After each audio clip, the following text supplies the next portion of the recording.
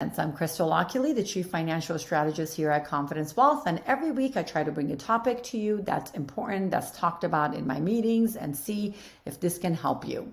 So one of the things that always comes up is, just should I downsize? Should I sell this property? If I have a rental property, should I do a 1031 exchange to a different one?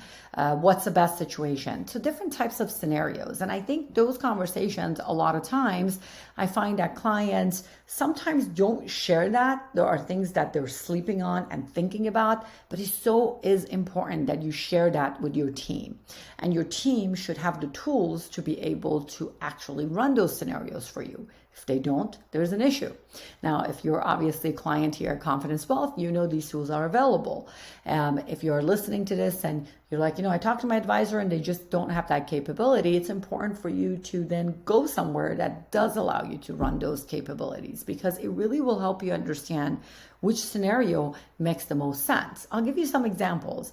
I recently had a client that was really thinking about moving to Texas for the fact that it's tax-free for the state. And that was one of the main reasons why they wanted to move there. It wasn't because they had family there. It wasn't because there was something special that they felt drawn to Texas. They were even thinking about Texas or Florida or Nevada. They were just thinking of different states just for the fact that it was a tax-free state. And it was always on their mind, and they felt like they're just not allowing themselves to save on taxes if they don't go. And they just felt the need to do that. So I said to them, well, this is serious to you. This is something you should have brought up to us a long time ago. And what we did was we sat down and ran some scenarios for them.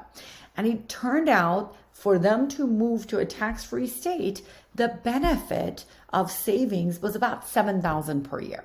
For them, that wasn't enough reasons to move out of state. So for just the tax purpose, it didn't make sense. So that's why it was good that they finally got that out of the way. Versus I had a different client that when we ran the numbers, taxes alone was going to make a difference of $30,000 per year in savings, let alone maybe different cost of living that may have been reduced as well. So for them, it made a significant impact to move out of state for tax planning purposes. So it's really important to understand that. Other things could be such as, when should I turn on my Social Security benefits? 62 for retirement or 70?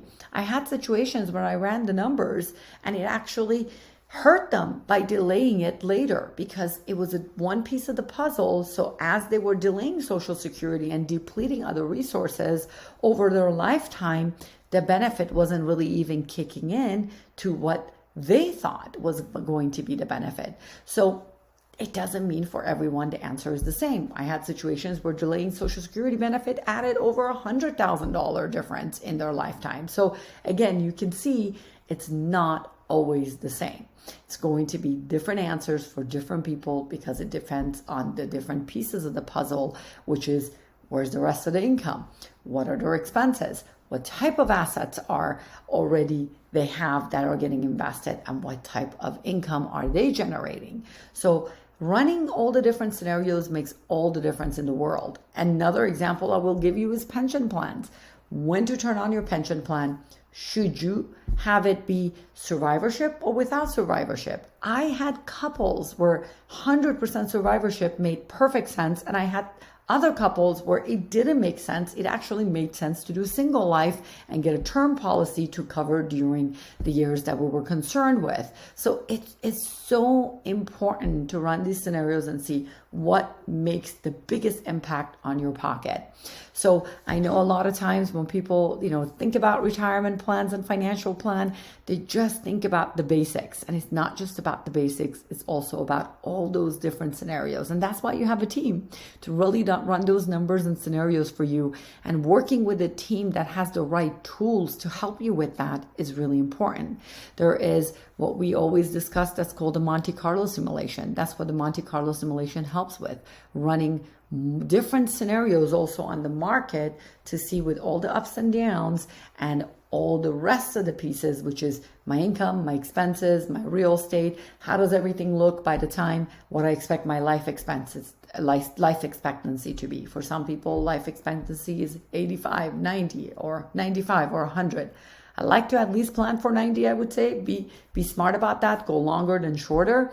But it's really important to see what would that look like, because then you can even help run a good, efficient tax plan for your estate planning needs. We ran scenarios where we know now at the time after they're 90, if they're gone, there is going to be a certain amount that's left to the kids. And what if it takes them to the next tax bracket at their lifetime? Not to mention, what if it exceeds the estate limits, because estate taxes are 40%. Never forget that. People think about federal and capital gains and state tax. They forget about estate taxes, which really can be significant if you're leaving a big amount behind to your heirs. So planning all these different things really matter, because you really want, at the end of the day, that your family gets to keep most of what you make, not any taxes that have to be paid, if you can plan for them the right way.